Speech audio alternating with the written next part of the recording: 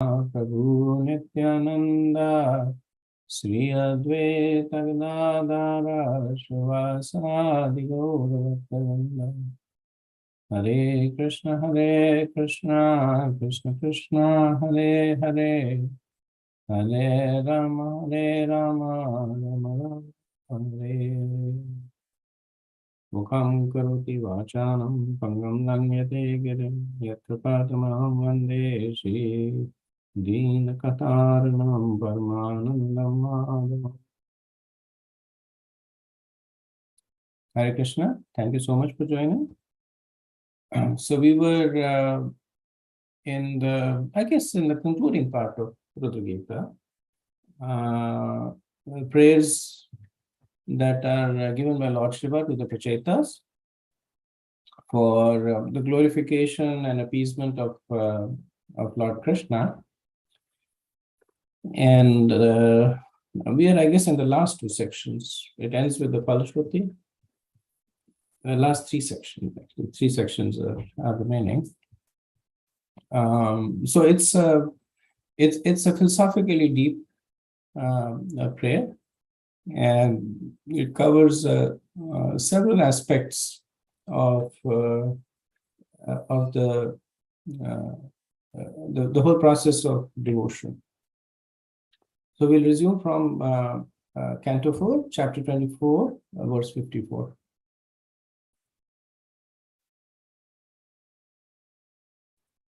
Bhavan bhakti matalabhyo durlabha sarvadehinam swarajasyapi abhimata ekantenatma vidgatihi. My dear Lord, the king in charge of the heavenly kingdom is also desirous of obtaining the ultimate goal of life, devotional service. Similarly, you are the ultimate destination of those who identify themselves with you, Aham Brahmasmi. However, it is very difficult for them to attain you, whereas a devotee can very easily attain your lordship. So when Lord Shiva had begun his prayers, he had first performed Bhuta Shuddhi by praying to the Chaturvyu and the presiding deity of the various material elements and senses. And with his purified senses, he then describes the beautiful form of the Lord. So he starts describing the face and then goes down, the abdomen, and then he ends at the lotus feet of the Lord. And what does he see at the lotus feet of the Lord? He sees that there is the devotees and the process of devotional service. So now he is beginning to glorify Bhakti and Bhakta. And then later on, he will speak about the impediments to Bhakti, and he will conclude with the glorification of this faith, the Phala Shruti. So this verse is a little differently translated by Vishwanath Chakravarti Pad and Srila Prabhupada, but the essence remains the same. So Srila Prabhupada says that that Indra and the Gyanis. So Indra is a position that is occupied by one who is very advanced in performing Karma Kanda. And the Aham Brahmasmi is those who are very much advanced in Gyan. So Lord Shiva is saying that those who are reached a very advanced stage of Karma and Gyan, they find it very difficult to attain you, but you are very easily attained by the devotees. Right? Ekantena. Ekantena is Prabhupada says the Aham Brahmasmi, those who are impersonalists, and the Swarajasya. So the king of Swarga. So this is one who is advanced in karma, and durlabh. He says, labhyo durlabh, that very difficult for them to attain. Vishwanath Chakravarti's he translates Swarajasya to be Brahma, the topmost living entity, and he translates Ekantena to be the four Kumars. And he translates the knowers of Atma. He translates them to be Atmavid. So essentially, those were, so the purport is still the same. That Brahma, the four Kumars are expert in Gyan. The Atmavids are those who are advanced in self-realization, and Brahma is very much advanced by dint of his past pious activities. So basically, combination of karma, Gyan, yoga, those people who are perfect in it, they find it, they find it difficult to attain Krishna, but very easily attained by devotees. Right? So the purport still remains the same. So this is Lord Shiva. He is now essentially beginning the process of glorifying the paths to attain the lotus feet of the Lord and the residence of the lotus feet of the Lord. So he's going to be glorifying devotees and devotional service. Okay, next verse, 55. Tam duraradhyam aradhya satam api durapaya ekanta bhaktya ko vanche padmulam vinabhayi. My dear Lord, pure devotional service is very difficult for liberated persons to discharge. But devotional service alone can satisfy you. Who will take to other processes of self-realization if he is actually serious about the perfection of life? So this is essentially restating the same theme of the previous verse, the superiority of bhakti over all other processes. Now, here it says that it is very difficult for liberated persons to discharge devotional service. At other places, it is said that bhakti is easily available to even those who are very much fallen. So, reading these two, it may seem that there is a contradiction. That at one point you're saying bhakti is even for the deeply conditioned souls, even for those who have no prior qualifications, bhakti is easily available. And here Lord Shiva is saying that it is difficult for liberated persons to discharge. And the verse needs to be taken in the context of the previous verse, that those persons who have gotten liberation through other paths, to the path of karma or gyan or yoga, because they have already so much of faith, so much of nishtha in that particular path, it is difficult for them to take to the process of bhakti. Whereas the ones who are neophytes or even those who are not spiritualists, they are like clean slates. They may be materially impoverished or sinful, but spiritually they are clean slates. It's like Prabhupada would say that preaching in the Western country is a lot easier than preaching in India, because in India, you have to first clean up all the misconceptions that people have. The notion of pantheism, the average Indian believes that all gods are the same, all paths are the same, or perfection is becoming one with God. So that's the general conception of the so-called pious Indians. So Prabhupada says first we have to get them out of that misconception and then teach them about devotion. In the Western countries, they didn't even know anything. So whatever Prabhupada said, they just accepted it. So they took to bhakti much more natural. So similarly, those who have become liberated on the strength of karma, jnana, or yoga, they have invested a lot of their faith in that process. So difficult for them to take to it. But those who are fortunate to have taken to bhakti right from the beginning, Lord Shiva glorifies them that devotional service alone can satisfy you. So they're fortunate to take that path.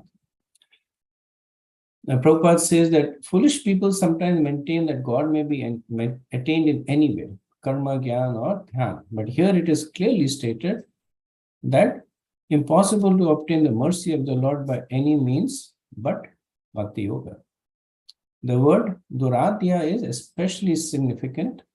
It is very difficult to obtain the lotus feet of the Lord by any other means than bhakti yoga.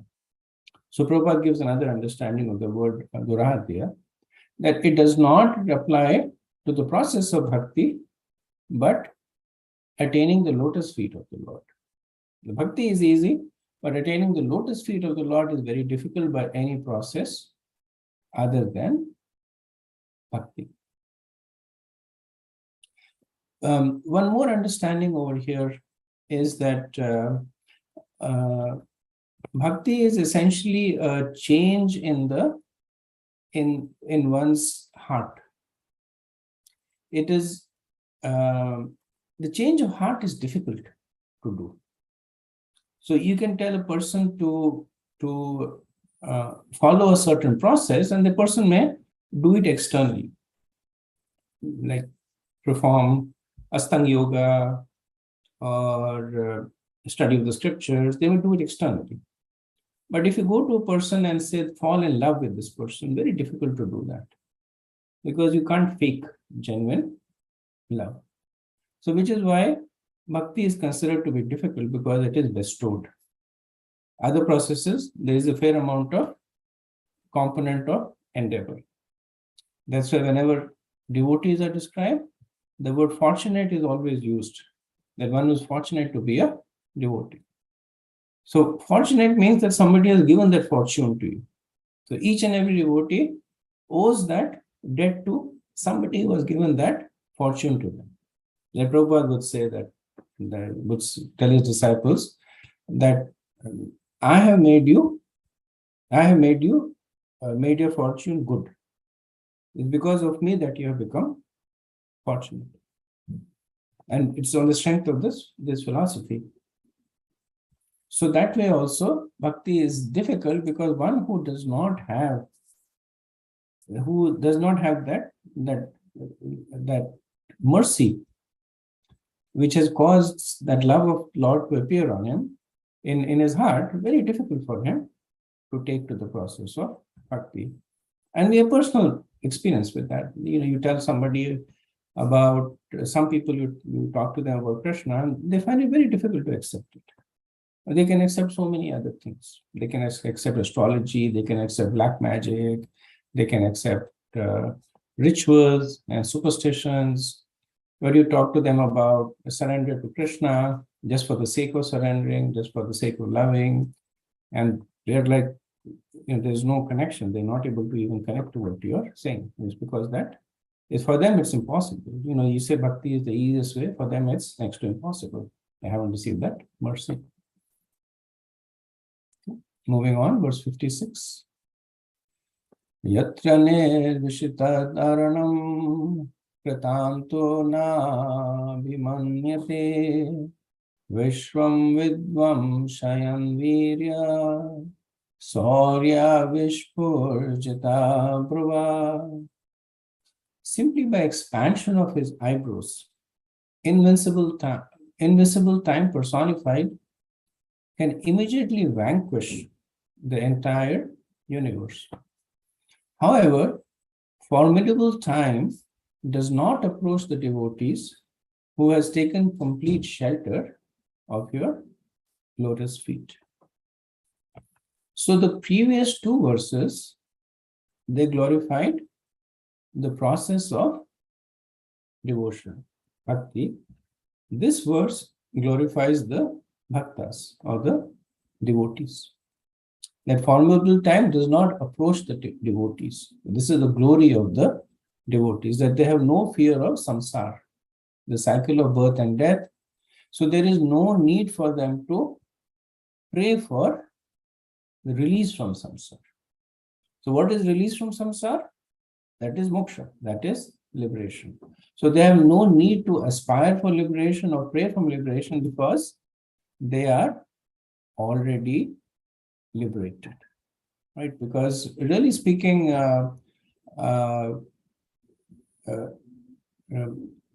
the difference between one who is liberated and not liberated is how he perceives this cycle of birth and death. So Lord Shiva says that time can destroy the entire universe. And he knows because he is the agent of destruction. He says time can destroy the entire universe, but it does not consider the devotees to be under its purview. He says time cannot approach the devotees. So they are glorified as being beyond time. Prabhupada gives a very nice explanation, says that what this actually means is that whatever the devotees attain is never influenced by time. Bhakti never diminishes, whereas all other processes, they decline over time. And the fruits of karma, the potency of jnana, and the attainments of yoga, all can be taken away by time, not bhakti. So this is another way of understanding. Prabhupada uses bhakta and bhakti interchangeably over here, that the attainments of the devotees to the process of bhakti are beyond the approach of formidable time. And Prabhupada quotes over here the conversation between, this appears in the 6th canto, conversation between, in the Ajamil pastime, between Yamraj and the Yamdutas, when they went to complain to Yamraj that they're going to take the body of the soul of Ajamil, and then somebody else had come and taken away. So then Yamraj says that when you see the devotees, you should offer them respect, but do not go near them. The Prabhupada said thus, the devotees of the Lord are not under the jurisdiction of Yamraj.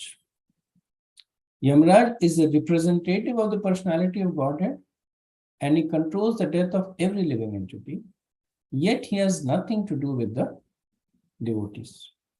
Simply by blinking his eyes, time personified can destroy the entire cosmic manifestation, but he has nothing to do with the devotee.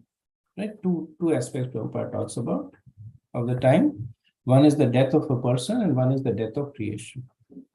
In both cases, the process is beyond the devotees are beyond either the destruction of the body or the destruction of the universe. So he said, in other words, devotional service which is rendered by the devotees in this lifetime can never be destroyed by time. Such spiritual assets remain unchanged, being beyond the influence of time. And so when somebody hears the previous statements, then they'll say, but devotees die. So how can you say that they're beyond the influence of time? And when the universe is destroyed, then everybody within the universe is destroyed. Material and the material manifestation. So Prabhupada clarifies that yes, but the devotional assets are not destroyed. Now, one still also retains their pious credits, or the other credits that they have got through Gyan and Astang. But these are eventually destroyed by time, one way or the other, but not so for devotees. Okay, moving on to verse 57. Kshanadena pitulye na swargam na punarbhavam bhagavad sangasya martayanam kimutashishaha. If one by chance associates with a devotee, even for a fraction of a moment, he no longer is subject to the attraction by the results of karma or jnana. What interest then can he have in the benediction of the demigods who are subject to the laws of birth and death? Now, it's interesting to see that Lord Shiva was himself praying for benedictions from Surya and Chandra and Vayu, and now he's condemning them, right? He's calling them as Martyanam Kim Utashita. Martyanam, he says Martyanam means that they are dying themselves. They're subject to that themselves. Seems like a contradiction. But actually there is no contradiction. Because when Lord Shiva was earlier praying to them, so we discussed at the time that he was not praying to them as demigods, but as representatives of the Lord. That's why he first prayed to Chaturvyuha, who is essentially Vishnu, Tattvas. And then he was praying to the presiding deities, who are considered to be expansion of the Chaturvyuha.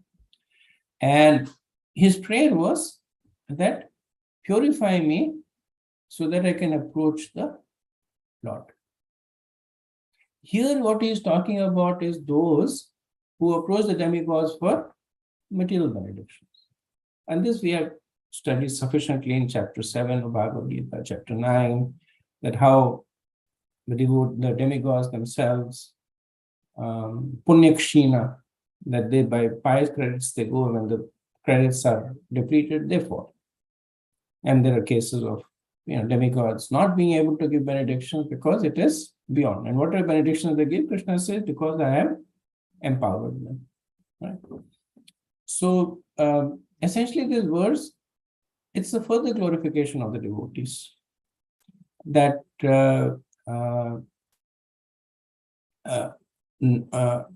so how is Lord Shiva glorifying? He's making two comparisons. He's saying that you can associate for a long time with the process of karma or gyan or astang and get some benedictions which are temporary and imperfect. Or you can associate for half a moment with a devotee. So it's like comparing an ocean of that association with a drop of devotee association. And then he's saying that that drop is much more potent. And so this is the kimutya, the what if, that the ocean of association with everything else is not even comparable to a drop of the association with the devotees for half a moment. What if one had extended association with the devotees? Can you imagine how powerful can that be? Right. So Lord Shiva, by using comparisons and extrapolation, he is bringing forth the potency of Vaishnava Sangha. And Vishnu Chakravarti, he gives a very poetic rhythm to this. So he says that even half a moment is better than the perfection offered by karma and jnana. So even half a moment of Vaishnava Sangha is better than the perfection offered by karma and jnana. how much more can one benefit by the prolonged association of devotees, which can produce even more bhakti? Then even more benefit when this association is completely saturated with devotion. So one is just associating with a devotee, and the second is prolonged association with a devotee.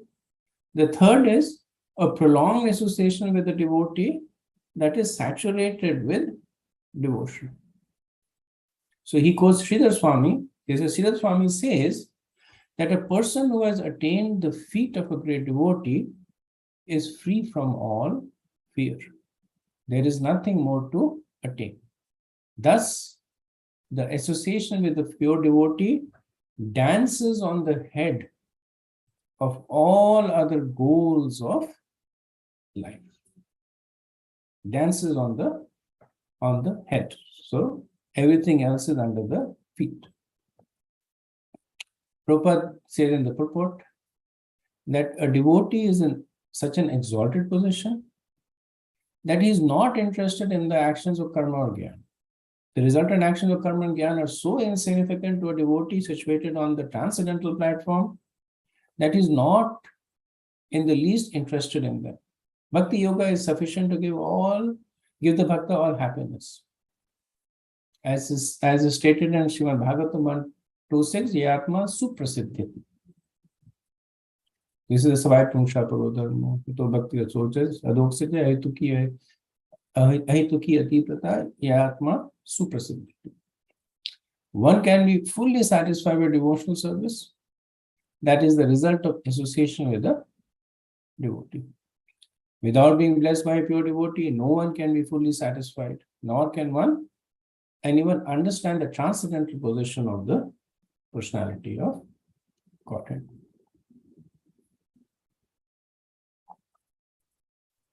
Okay, moving on to verse 58. Athanga Grace Tava Kirti Tirtayo Antar Bahisna Viduta Papmana Bhuteshvanukrosha Shushatva Shilina Syat Sangamonugraha Eshanastava. My dear Lord, your lotus feet are the cause of all auspicious things and the destroyer of all the contamination of sin. I therefore beg your Lordship to bless me by the association of your devotees who are completely purified by worshipping your lotus feet and who are so merciful upon the conditioned souls. I think that your real benediction will be to allow me to associate with such devotees. So this verse is also considered to be a personal prayer by Lord Shiva. Even though the entire Rudra Gita is a prayer by Lord Shiva, but this verse is considered to be an aspiration. It represents the aspiration of Lord Shiva, which is essentially aspiring to get Vaishnava Sangha. He's praying to the lotus feet of the Lord that he always has the association of devotees. He's not asking for the Lord's association. He's asking for the association of the devotees. So Lord Shiva had glorified Bhakti, and then the way to attain it he had glorified was by the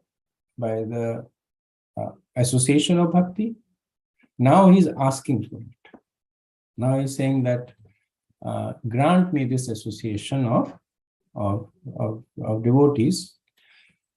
So how is he glorifying the devotees? He's saying that those whose sins have been washed away by external and internal baths. He says antar bahi snana. So antar is internal and external is bahi. So by internal and external snan of what? of Tirthiyor. So Tirthiyor is, Vishnu Chakravarti says, points to the river Ganges, which is emanating from the lotus feet of the Lord. And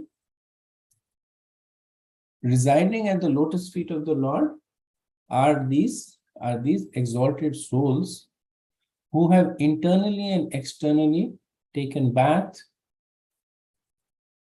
in the Ganges, in the river Ganges that is emanating for this lotus feet. They have proper conduct, they have pure hearts, and they have mercy for all beings. So he's glorifying some of the characteristics, that they're pure internally and externally. They're residing at the lotus feet of the Lord. They have proper conduct. Their hearts are pure and filled with mercy.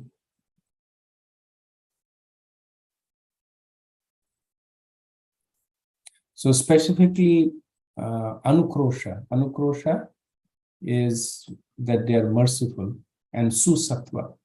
Susattva is that they are situated in pure goodness. The qualities are glorified. Prabhupada says that Vrindavan Das Thakur has sung that the devotees of the Lord Chaitanya are so powerful that each one of them can deliver the universe. So I was trying to find which bhajan is this, but I could not. So if any one of you can find that, then I can be happy to put that as a reference. So Prabhupada says that, in other words, it is the business of devotees to preach the glories of the Lord and deliver all conditioned souls to the platform of Shuddha Sattva. Here the word Susattva means Shuddha Sattva, the transcendental stage beyond material goodness. By his exemplary praise, Lord Shiva teaches us that our best course is to take shelter of Lord Vishnu and his Vaishnava devotees. In his commentary on this word, Burijan Prabhu, he quotes Jiva Goswami from Bhakti Sandarbha. He says that the Lord does not give mercy to the non-devotees directly, but only through his devotees. But how can you explain the fact that Krishna gave mercy to Arjuna directly? Now, Arjuna was not a non-devotee, but at least in the position that he had taken, he was acting as one who is not a devotee. So just in that position, how can you explain that Krishna gave mercy to Arjuna directly? And Vishwanath Chakravarti, he explains this conundrum, saying that Krishna, if you ask this to Krishna, Krishna will say that this is my rule. What's the rule?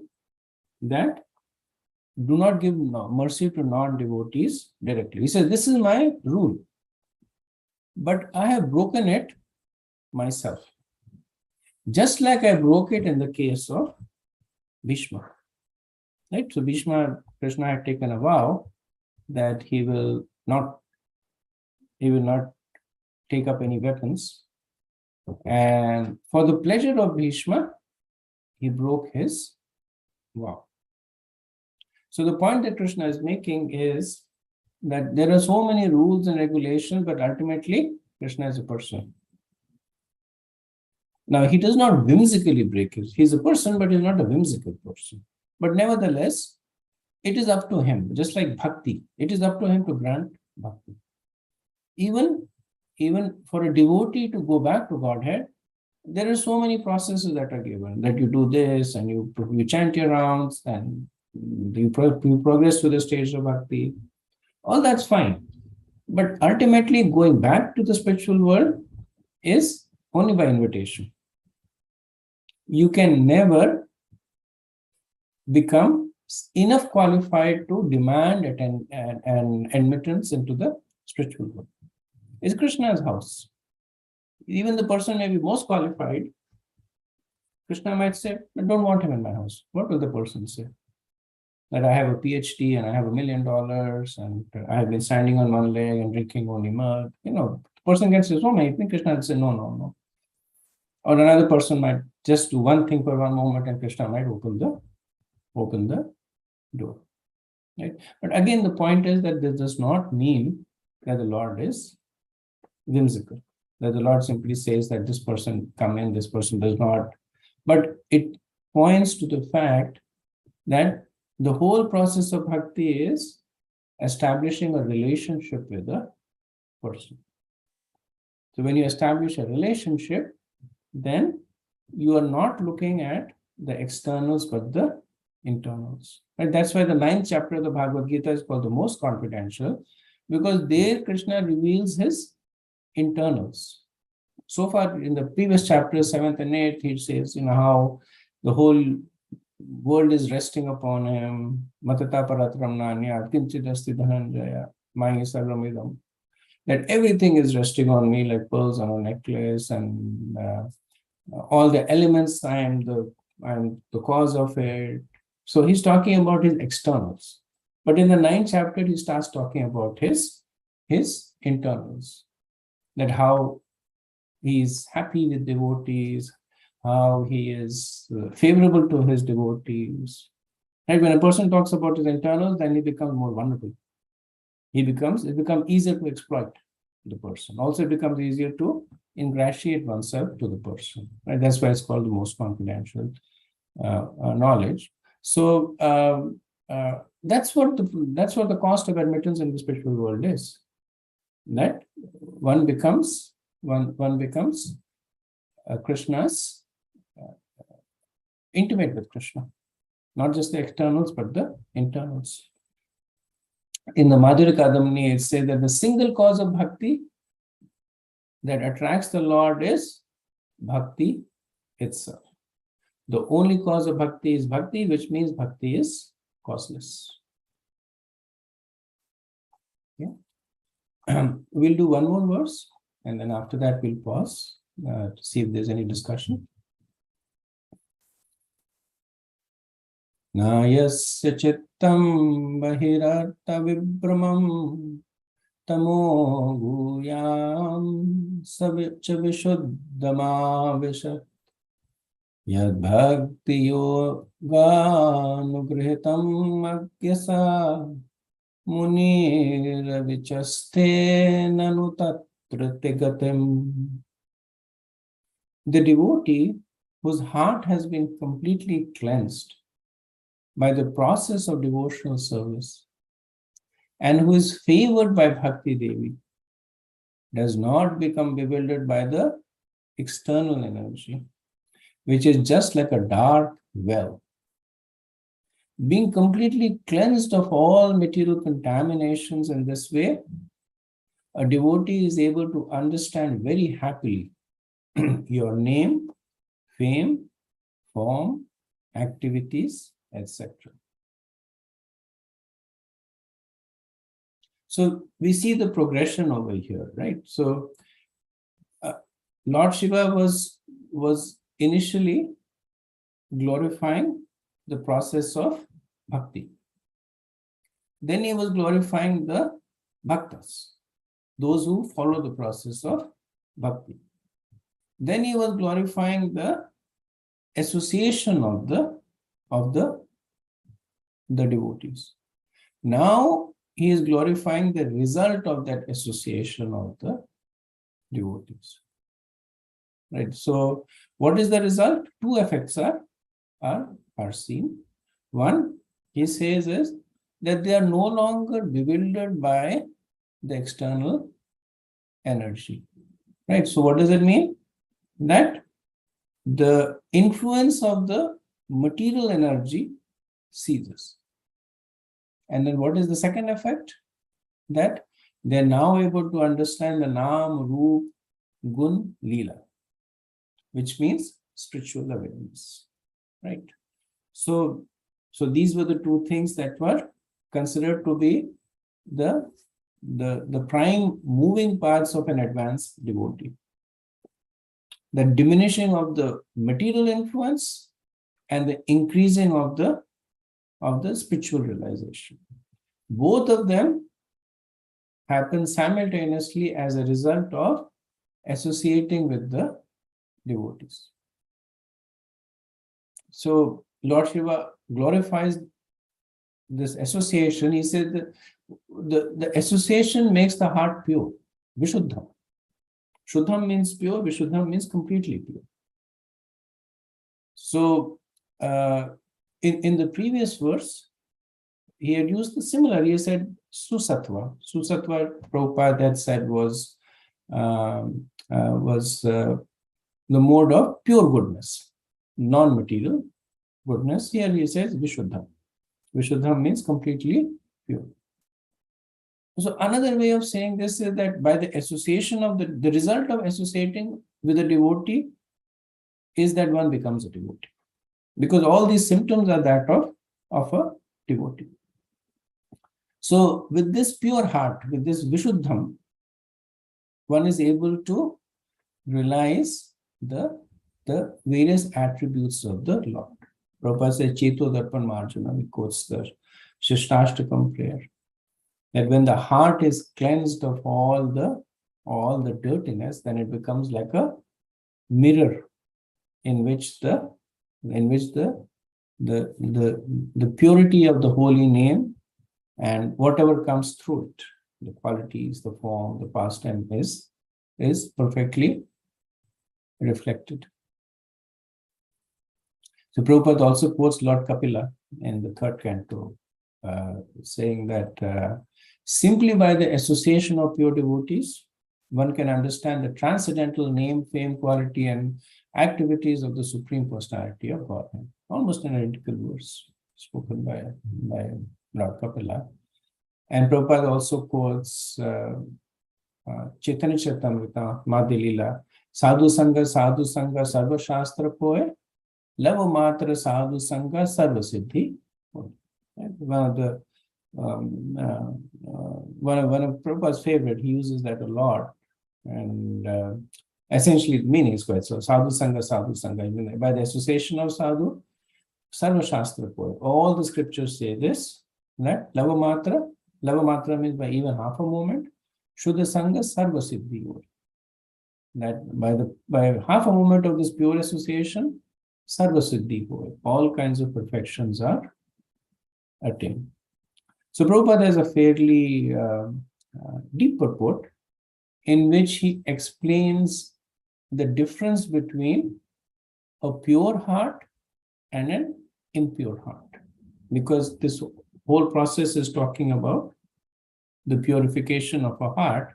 So Prabhupada takes some time to contrast it with that which is not pure. So he makes this point that one who is pure in heart is never attracted by external energy. And what is the characteristic of that external energy? That it urges the individual soul to try to dominate material nature. So that's the characteristic of an impure heart. What is the characteristic of a pure heart? That he strictly follows rules and regulations. One characteristic. Another characteristic is that never disturbed in the execution of devotional service in the form of Shravana Kirtana Smarana. And that's the characteristic. So this is Prabhupada essentially paraphrasing Nectar of Devotion, where the stage of Nishtha is glorified right after Anartha Nivritti. So Anarthas are impurities. When Anarthas are Nivrit, then the heart is pure. And the symptom of Anartha Nivritti is the next stage, which is Nishtha. Nishtha means that one is never disturbed or one is fixed in the execution of devotional service, right? So Prabhupada is taking us through the stages of bhakti. So what does following rules and regulation mean? Sarnavedi bhakti. That one who is pure will strictly follow Sarnavedi bhakti. And when he reaches the stage of Anartha Nivritti, then Nishtha appears. Well, what are the other characteristics of a pure heart? Prabhupada says that does not commit offenses in the execution of bhakti.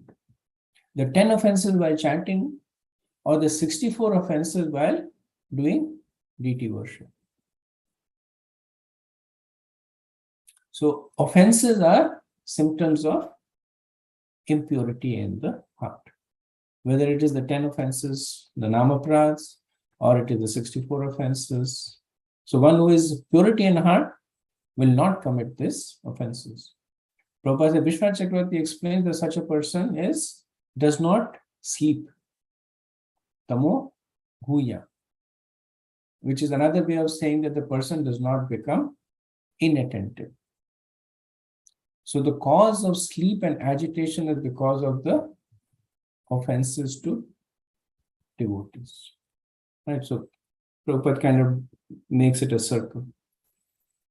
That one who is inattentive is likely to commit these 10 offenses. So we know when we read out the 10 offenses, then we say that it is also an offense to be inattentive while chanting, which is considered to be the root of all the other 10 offenses. So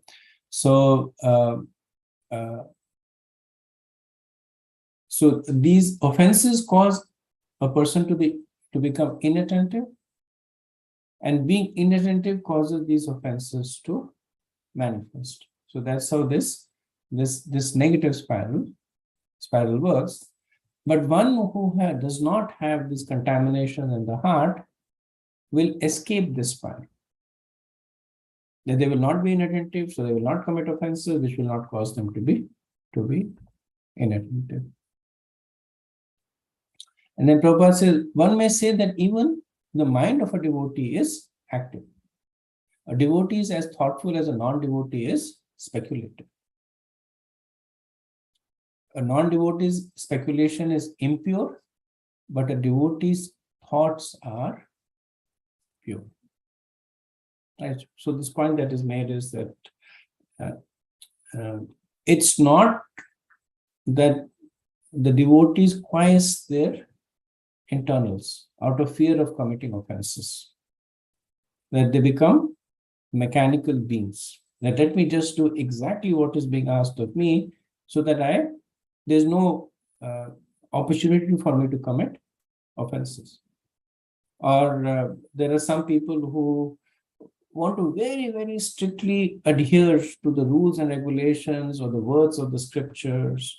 Like right in the Nectar of Instruction, one of the offenses is Atyahara Prayascha Prajalpa Niyamagraha. So Niyamagraha is explained as two ways. One is not following rules and regulations, and the second is too much following rules and regulations. Problem of too much following rules and regulations is that one does not understand that these rules and regulations are a means to an end, but consider them as an end in itself. So the point is that the devotee does not fall into that trap.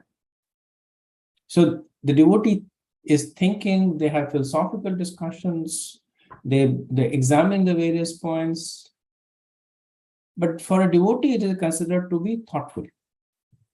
When a non-devotee does that, it is considered to be speculative. And the difference between the two is because of the purity in the heart of the devotee. So whatever the devotee does is to get them closer to Krishna. If they ask questions, if they present opposing views, if they have debates, if they write commentaries, all of it is it's an expression of their desire to come closer to Krishna. Right? In the 26 qualities of a devotee, one of them that is mentioned is Kavi. Kavi means poetic. Kavi also means that one who is mentally active. But when the non-devotee does that because of the impurity in their heart, they do it to diminish Krishna's position, to take Krishna's position, or just to speculate for the sake of speculation. The Prabhupada says then that when a pure devotee is following these or displaying these attributes, what attributes? Strictly following rules and regulations, not being disturbed in the execution of devotional service, staying clear of offenses, executing bhakti in a thoughtful way, then Bhakti Devi becomes pleased and awards the devotee with nishtha.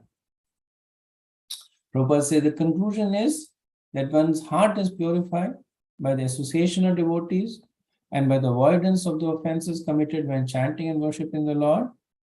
The transcendental name, form, activities of the Lord are revealed by the Lord. So Srila Prabhupada is essentially giving us the success formula. What is the success formula? Take devotional service plus association of devotees minus offenses to the holy name minus offenses to deity service plus being thoughtful and introspective is equal to satisfaction of Bhakti Devi.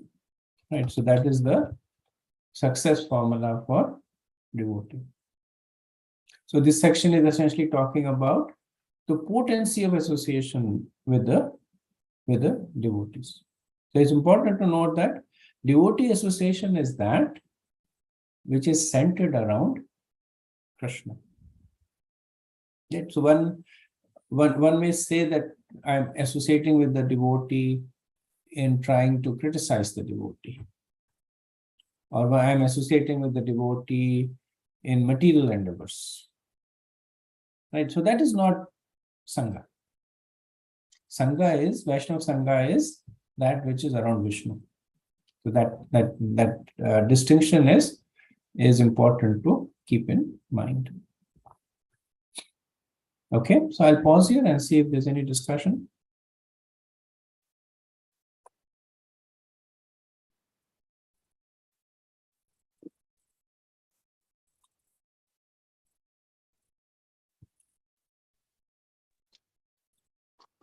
Hare Krishna, Prabhu.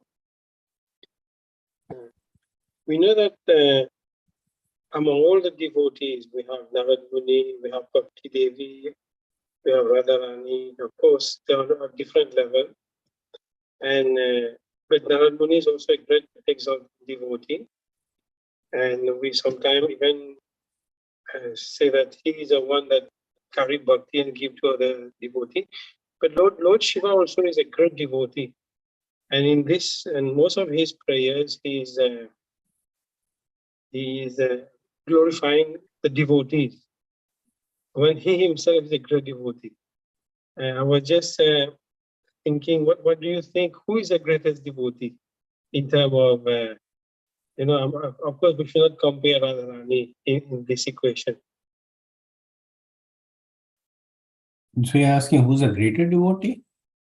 Yeah, because we know Narad Muni, of course, it's a difficult question most probably, but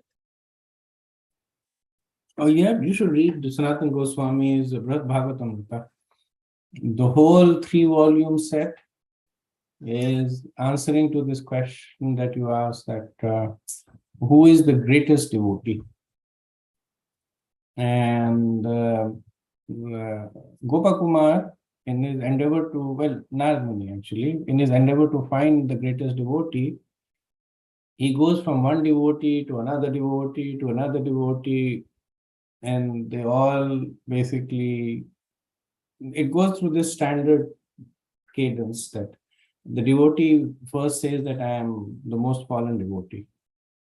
And then he says, greater than me is, and then he points to another devotee. And then Narad Muni goes to the other devotee, and that devotee does the same thing. He says, I am the most fallen, points to another devotee. And then he goes through this whole chain until he reaches the gopis of Vraja. And they basically, they're not even aware of their own greatness or the fact that they don't even consider themselves devotees because they don't consider Krishna as God. But Narad Muni sees the spontaneous love. So I'm not doing that justice. It's a 3-volume book by Sanatana Goswami, translated by Gopi Parandan Prabhu. And there is a 1-week seminar on this by Vaibhava Swami that's there on his SoundCloud recording. So it's really wonderful. So if you have to do full justice to this wonderful question that you asked, I think you should take some time out and listen to it. It's beautiful also to see how even Lord Shiva is a great devotee himself. He does not take any credit. He's even Narad Muni, as you just said.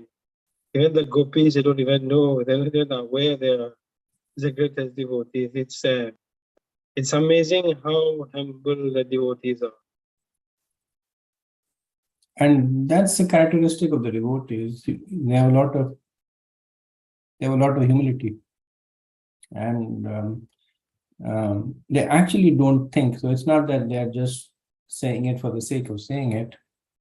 They actually feel that they're inadequate in their service. It's self-deprecating, but not self-condemnation. There's a difference between the two.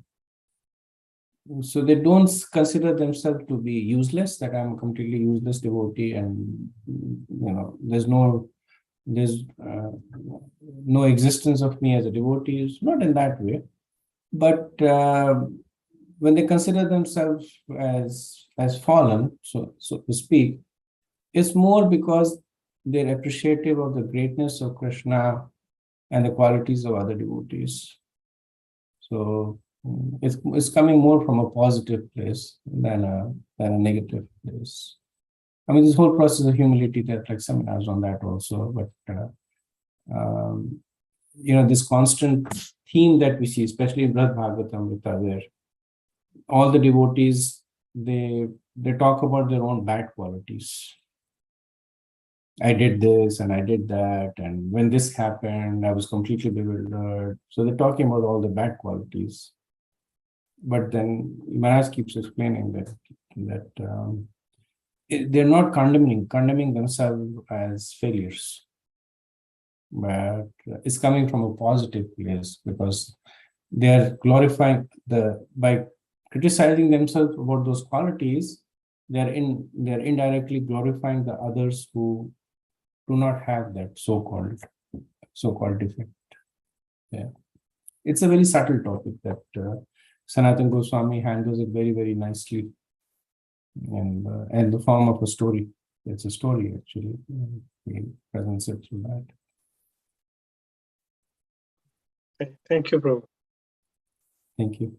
I don't think I did justice to your question, but it's a question that requires a whole seminar in itself.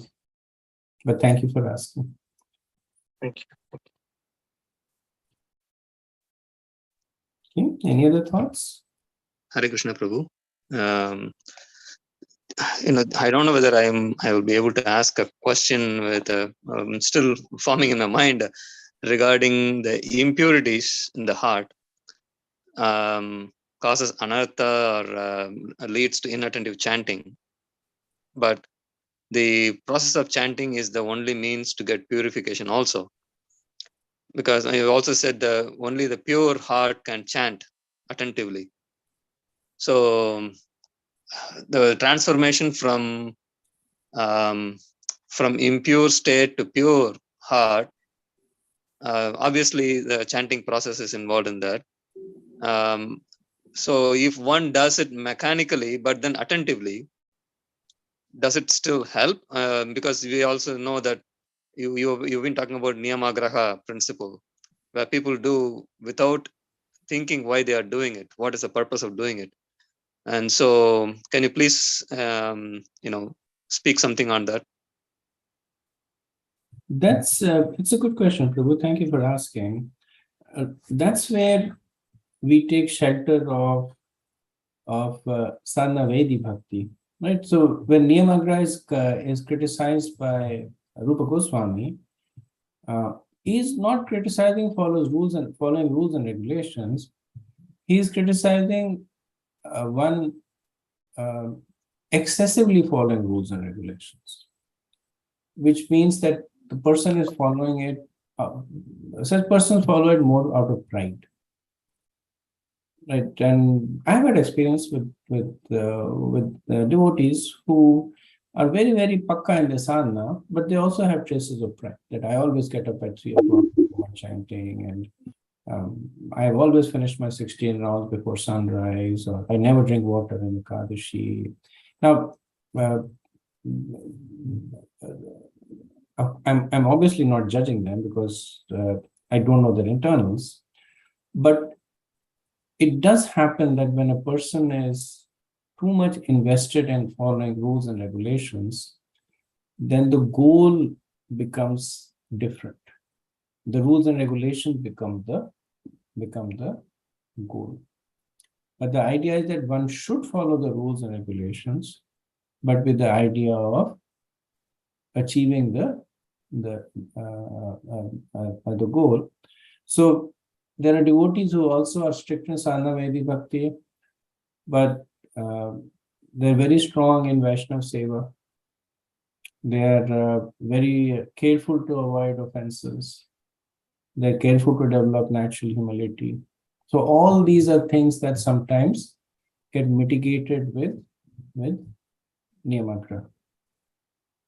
So that's where the maturity in following bhakti, guidance from Guru and other senior devotees, that comes into play. The other aspect of Niyamagraha is neglecting rules and regulations, right? And that is also equally, if not more, detrimental. That there is this understanding that you have to chant attentively, and you have to at least try and chant attentively. So when the instruction comes that you chant attentively, then the way you follow that instruction is by trying to chant attentively. Like when you get an instruction that always remember Krishna and never forget Krishna, then the way that a practicing devotee follows that is that he tries to always remember Krishna and he tries never to forget Krishna. Because if the person followed the instruction perfectly, then he's not a practicing devotee anymore, he's a perfected devotee. Right? Then he probably does not need those instructions. But even practicing devotees like us, we get that instructions. Right? So many times we've gotten instructions to Prabhupada in the purport, from Guru Maharaj, senior devotees, we get these instructions. But the way the instructions are or should be translated is that we should sincerely try and do that. So the instruction that we get is one should not be inattentive while chanting, is that one should try and not be inattentive while chanting. Earlier on, nowadays I don't see it that much, but earlier on it was very common that we would go to the temple and almost everybody had a bead bag in their hand. And they would be like, Hare Krishna, Krishna Krishna. How are you, Prabhu? How is it going? Hare Ram, Ram Ram, Hare Hare.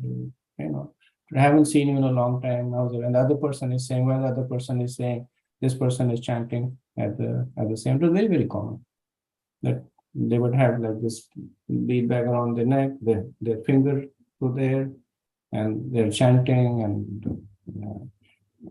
and having conversations at the same time. I mean, to be honest with you, I used to do that myself earlier on because everybody was doing that. So that is not even trying to be attentive while chanting. You get up in the morning and you say, I have 16 rounds, and then you say, okay, well, I'm going to the temple today, and there, I have a couple of hours, so I will also chant and probably do 8 rounds over there. Right? That's not even trying to be attentive. So trying to be attentive is that, okay, I have 16 rounds to chant, I'll get up in the morning, and when there is quiet time, then I'll make sure I'm not disturbed, and maybe take a bath if that helps me, and then chant my 16 rounds. So that is at least trying to not be inattentive. Now, how much attentive you are doesn't mean that with all this you're going to be fully attentive, right? But that's our adhikar. That's what our glory is. That we take the instruction, we add a sincere try, preface it with sincere try. That's the glory of the sadhaka. That's how the sadhaka makes advancements. Also, Prabhu, one more thing about 64 offenses, that you're talking about. 10 offenses itself is difficult to follow, difficult to avoid. The 64 offenses is like, if one is very offense conscious, then most of the time we'll be spending in not committing offenses, the 64 offenses. It's like, the focus will be more on that. So what is the remedy for that? Is it possible to do that? Or if it is possible, then how to do that? Is it practical? Not possible, practical to avoid all the 64 offenses.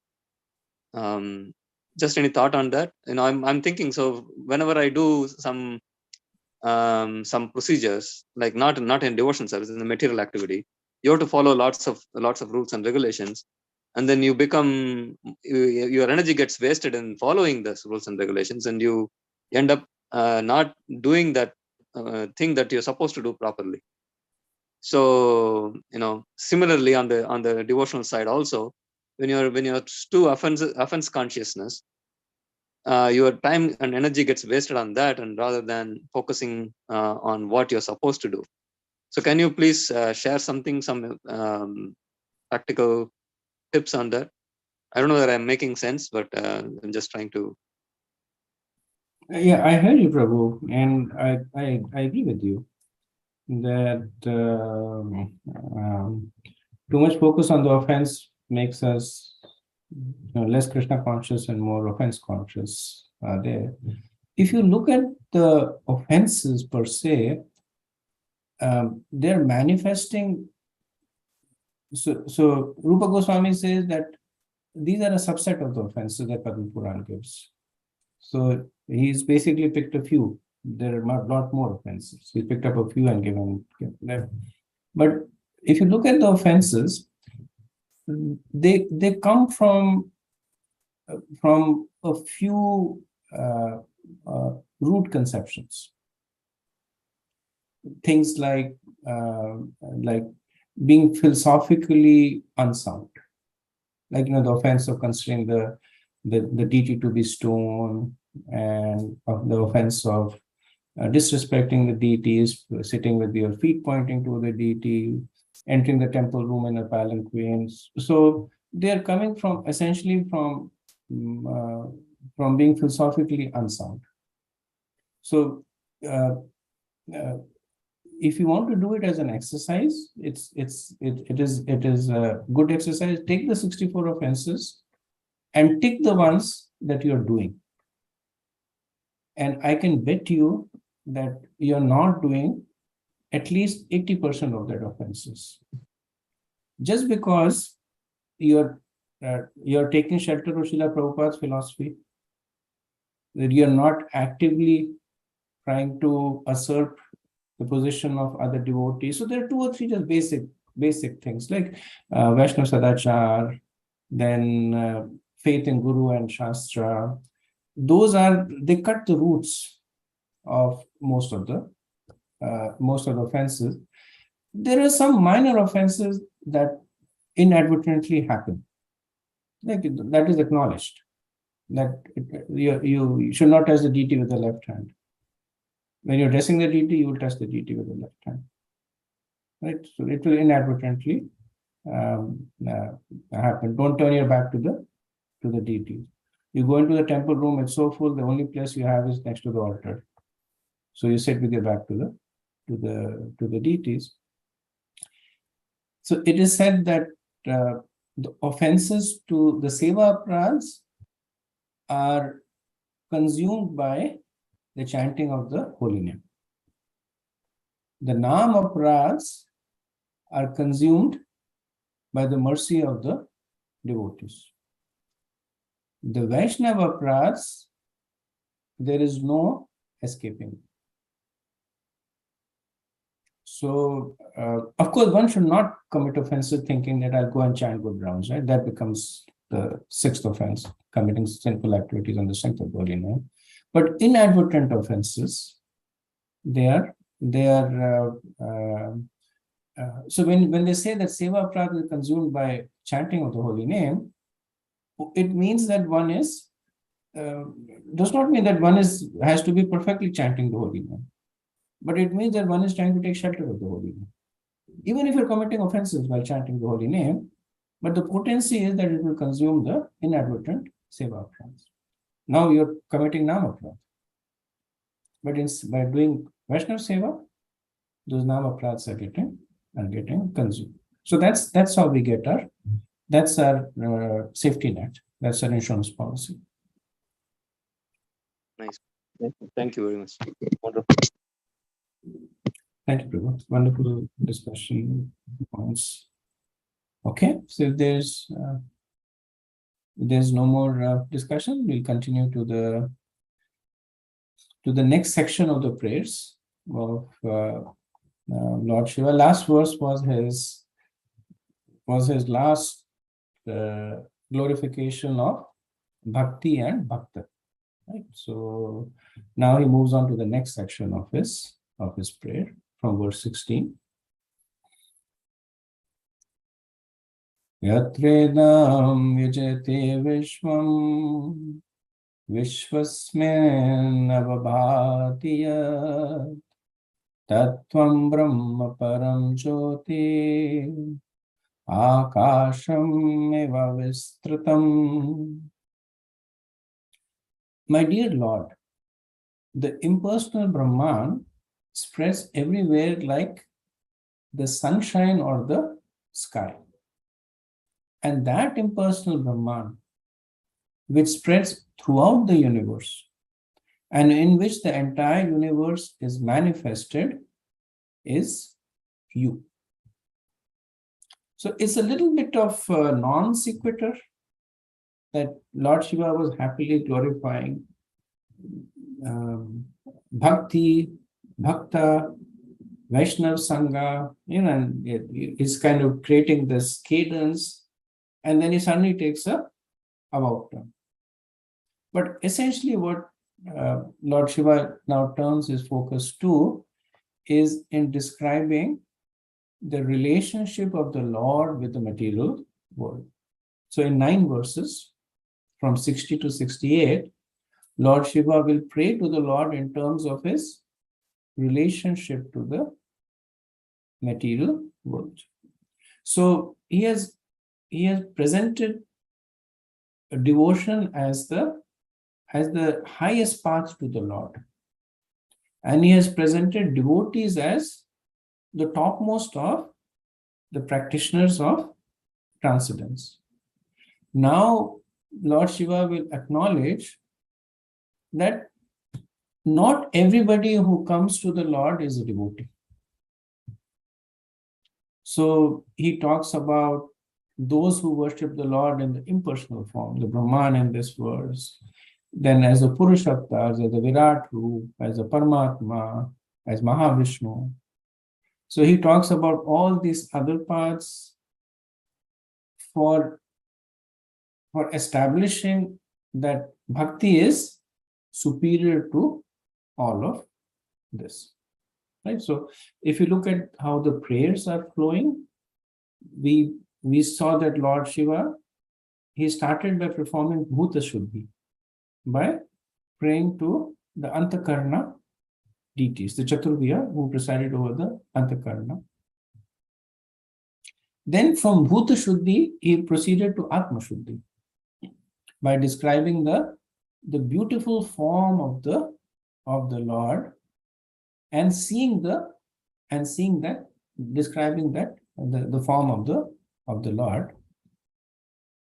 Then he described those who can see the form of the Lord and the process by which they can see it. Right? He describes the bhaktas and the bhakti. Now he is talking about the impediments. See, one might say that if all this is so wonderful, then why doesn't everybody take to this path, right? If you remember in the Bhagavad Gita, when Krishna says that Aham Sarvasya Prabhu, I am everywhere, everything rests on me, then the implicit question is, then why doesn't everybody take to you? And then Krishna says, Namam, what's that verse? I think it's chapter 7, verse 15, I think. Namam Namam Dushkritano Dushkritano Muda. Namam Dushkritano Muda.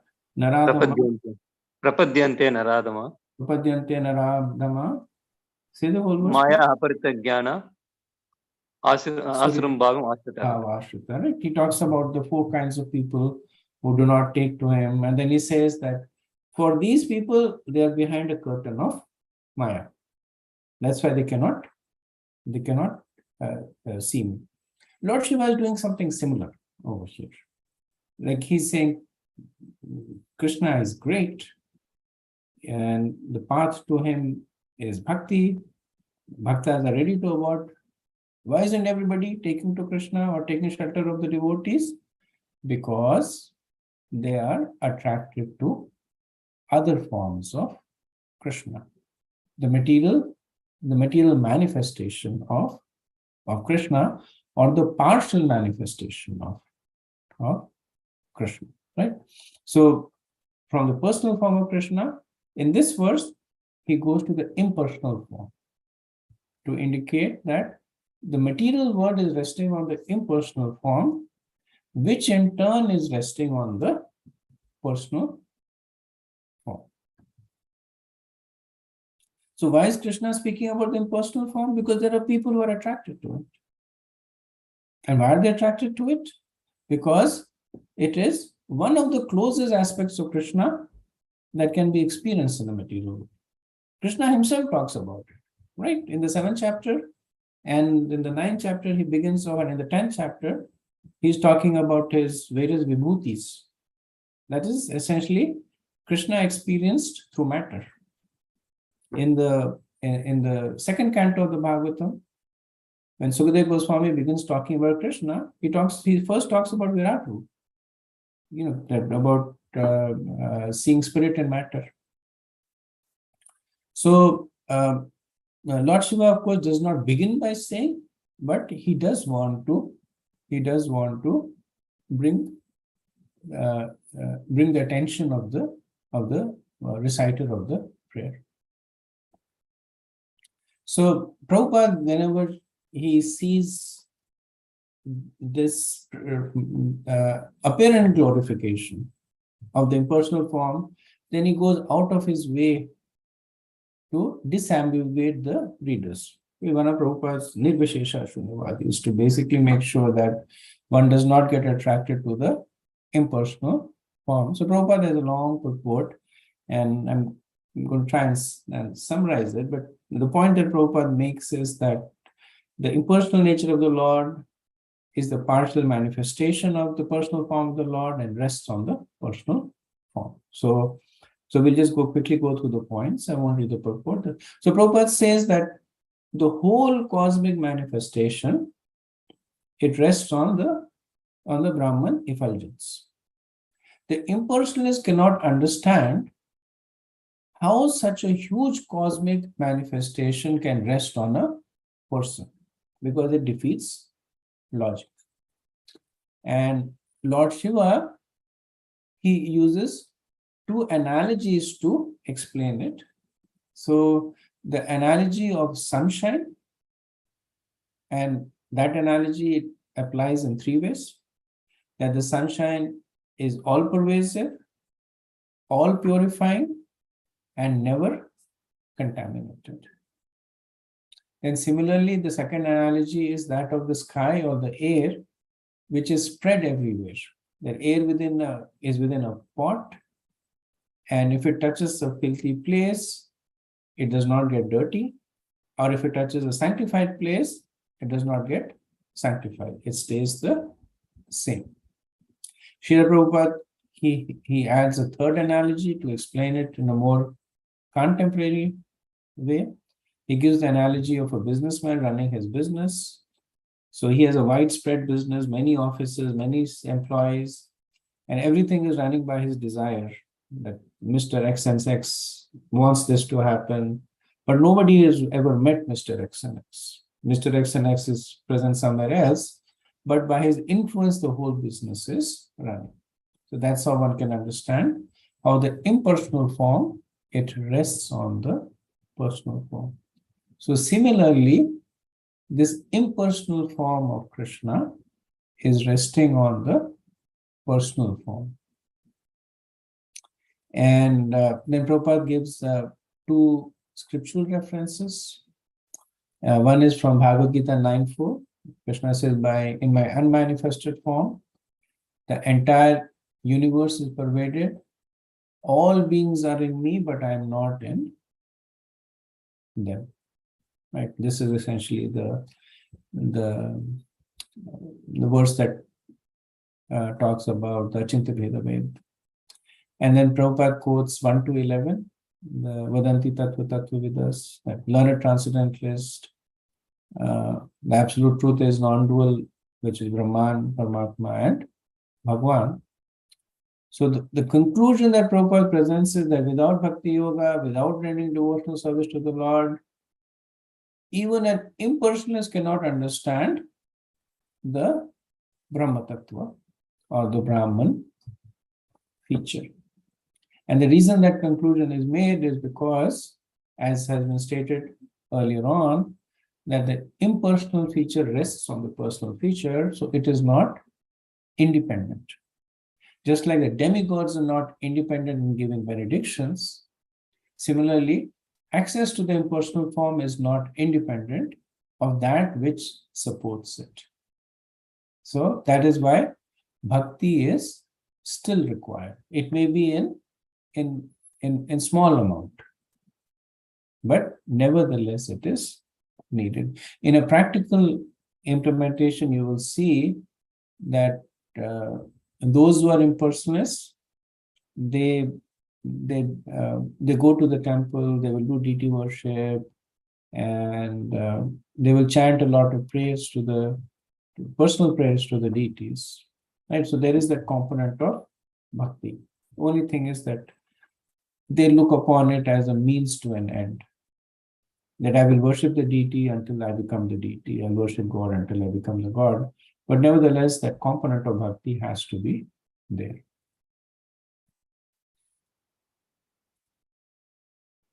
Okay, let's go on to verse 61.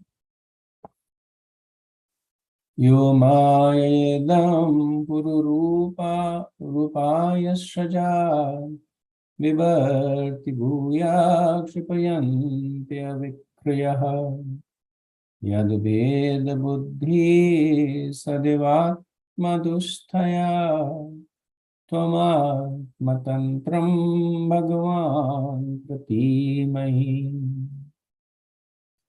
My dear Lord, you have many fold energies, and these energies are manifested in many fold forms. With such energies, you have created this cosmic manifestation, and although you maintain it as if it were permanent, you ultimately annihilate it. Although you are never disturbed by such changes and alterations, the living entities are disturbed by them, and therefore they find the cosmic manifestation to be different or separated from you. My Lord, you're always independent, and I can clearly see this fact. So the previous verse was a prayer to the Brahman, the impersonal form of Krishna. It was not really a prayer, it was acknowledging the existence of the impersonal form of the Lord. This verse is a prayer to the Purusharthas. So he talks about the creation, maintenance, and the destruction of the universe. So Krishna does that through the Purusharthas, the three Vishnus, Garbhodakshaya, Shodashaya, and Karmadakshaya Vishnu. So Vishwanath Chakravarti says that this is also an attempt to understand the personal form of Krishna. That if one cannot conceive the original two-handed form of Krishna in the spiritual world, one can conceive the Vishnu form of Krishna that is manifested in the material world. Right? So some people find it difficult to think that Krishna will have a form just like them. Right? Krishna's two-handed form is called Nararupa, like a human-like form. It's not a human form, but a human-like form. But difficult for people. But when you look at Vishnu avatars, they have four-armed and full of all kinds of Aishwarya. So it's one step closer, not thinking of the Lord as the impersonal form, but maybe not ready to accept Krishna in his original Swayam Rupa, but one can now accept Krishna in this Aishwarya form of the Purushas. So as Vishnu, the Lord, maintains as Sankarshan, he destroys, and he uses Maya to destroy. So Lord Shiva is saying, what is this Maya? The Maya is that by whose influence the various objects in the universe appear to be wonderful, even though they are not. That is one characteristic of Maya. But the Lord is, however, always independent of Maya. So what is the prayer over here? That since you are beyond Maya, and since the conditioned jiva is under the influence of Maya, please unbewilder those who are influenced by Maya. Srila Prabhupada explains that since the Mayavadis do not accept the personal form of Krishna, they have no shelter to free them of Maya. Because those who accept the personal form and understand that this form is superior to Maya, then they pray to that form and say that please relieve us of Maya. But the Mayavadis, they do not accept that there is a personal form of Lord. So how do they get relief from Maya? They get relief from Maya by losing their identity. So their way of thinking is that as long as I am an individual, I will be under the control of Maya. When I stop being an individual, then I will be beyond the control of Maya. However, the devotees understand the position of Krishna and the position of Maya. Therefore, they are not bewildered by Maya. Rather, they use the material energy in the service of the Lord. So Prabhupada has a summative purport. Right? He talks about the three energies of Krishna, the Antarangmi, Tathast, and Baharangmi.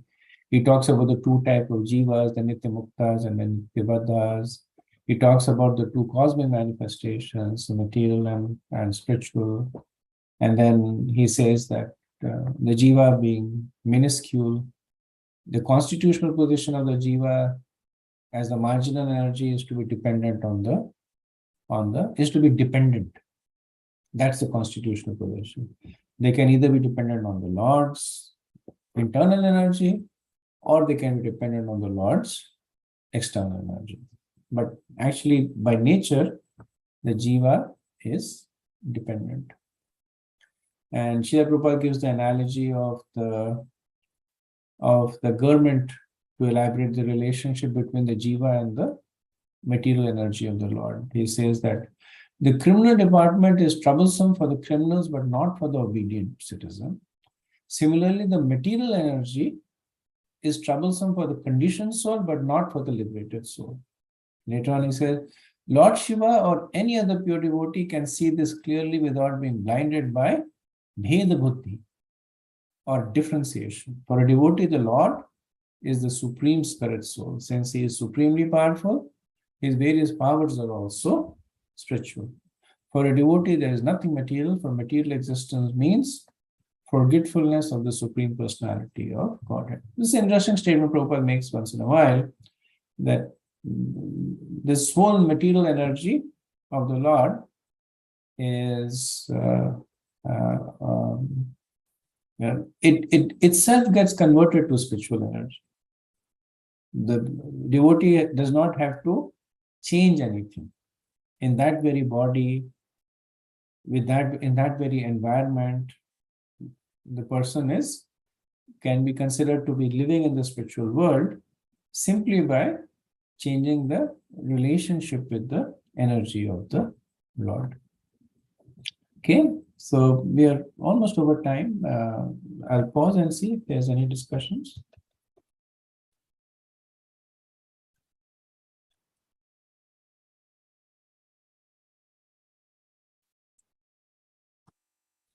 Okay, if not, then we'll end over here. Vanchakalpatarubhyascha kripa sindhubhya eva cha patitanam pavanebhyo vaishnavebhyo namo namaha. Anantakoti Vaishnavind ki jai, Srila Prabhupada ki jai, Jai Gaur Premanand, Hare Hare. Hare Krishna Prabhu. Thank you so much.